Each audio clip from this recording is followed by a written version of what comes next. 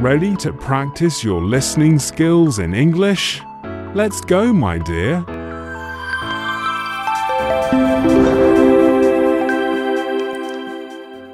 So, what are British values? I mean, it sounds like a pretty straightforward question, right? But believe me, the answer is, well, it's anything but simple. Today, we're going to try and unpack this to really get to the heart of a nation's identity. And I think you might be surprised by what we find. Okay, so let's just ask it plainly. What does it actually mean to be British?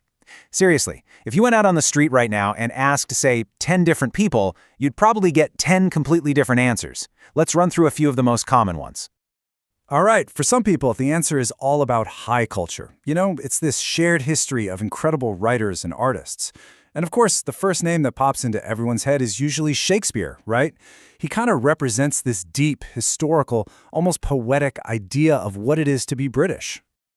But then for a whole lot of other people, it's not about the big, grand figures at all. Nope, it's about the everyday stuff. You know, the little quirks, bangers and mash. And, maybe my favorite, the absolute commitment to having a barbecue even when it's pouring rain. That's the stuff that really feels like home to a lot of us. And then you've got this other angle, which is all about the institutions. The idea that being British is tied up in its unique political setup, especially the constitutional monarchy. I mean, it's a system that really, truly sets the UK apart from pretty much everywhere else on the planet. And then there's this other really powerful idea, especially now. For a lot of people, Britishness isn't about looking back at the past. It's defined by the here and now and by the future. It's about multiculturalism, this incredible mix of people, a shared sense of humanity. It's an identity that isn't fixed at all. It's open and it's constantly changing. So yeah, it's complicated, right? There's clearly no single easy answer. But what if I told you there's an official answer? Yeah, you heard that right. The government has actually created a list to define what it means to be British. So, let's look at these 4 official values. We're going to decode the government's own definition of what it means to be British. Okay, first up on the official list, democracy. This one's pretty fundamental. It's the whole idea that the power is with the people. And it's not just about ticking a box in a polling booth every few years. It's about your right to have a say, your freedom to speak your mind, even to stand up and disagree with the people in charge.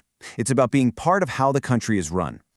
Next, we have the rule of law. Now, this is a big one. It's the core principle that nobody, and I mean nobody, is above the law. Not the prime minister, not the richest person in the country, not even the king. Everyone is treated the same. It's all about fairness and making sure there's one set of rules for everybody.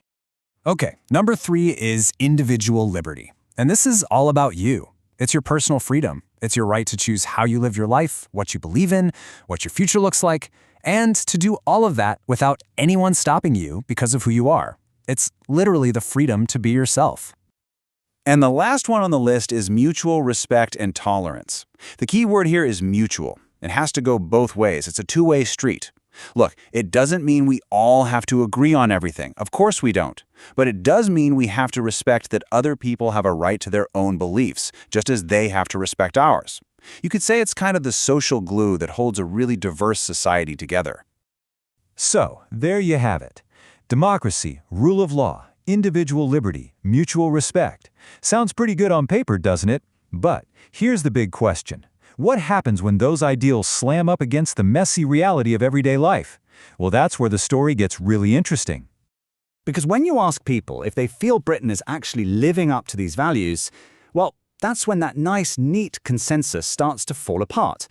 For a lot of people, there's a huge gap between the official story and what they see and experience every single day. And this really lays out the conflict perfectly. On one side, you've got the ideal, democracy, rule of law, all of that. But on the other side, the reality? Well, people are saying they feel those values have been lost. Some go even further, saying things like lying has been institutionalized in the political realm. There's a real feeling that you can't preach something and then not do it.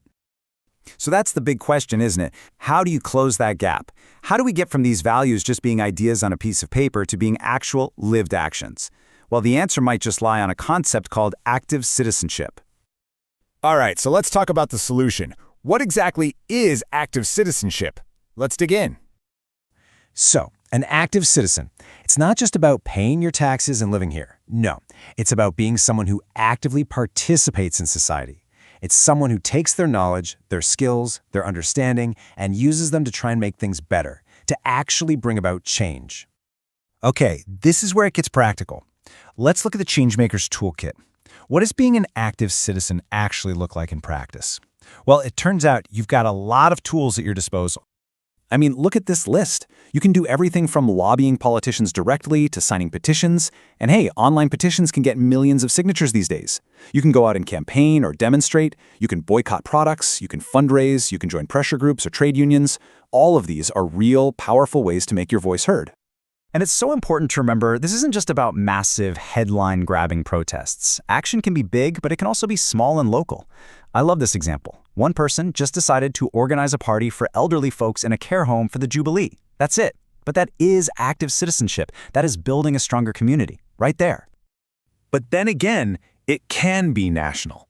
Just think about Jamie Oliver's campaigns to get better, healthier food in schools. That was a huge undertaking. It took years of relentless campaigning and public pressure, but he actually got the government to change its policy for the entire country. That shows you the incredible power of sustained action. And this is the whole point, really. When people do these things, big or small, they are taking those official values off the page and making them real. They're breathing life into them.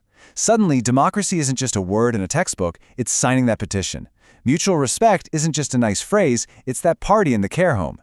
This is how we turn values from words into the actual fabric of our communities. I think this quote just says it all, doesn't it? Change can happen through us and not just to us. That's the entire idea of active citizenship in a nutshell. It's about realizing that you're not just a spectator. You have the power to actually shape things, to make a difference in your community and your country. So we come all the way back to where we started. What makes Britain, Britain, here in the 21st century? Maybe the answer isn't a fixed list of 4 words on a government website. Maybe the most British value of all is the freedom to debate, to shape, and to act on those values. The freedom to argue about what they mean, to call people out when we don't live up to them, and most importantly, the freedom to try and build something better. Maybe that's what it's all about. Well done, my dear. If you like this video, subscribe to the channel, give us a like, and write in the comments any lessons request. Also, before you go, if you want to practice more, you're going to love the next class. Click the next video above, and let's have some fun.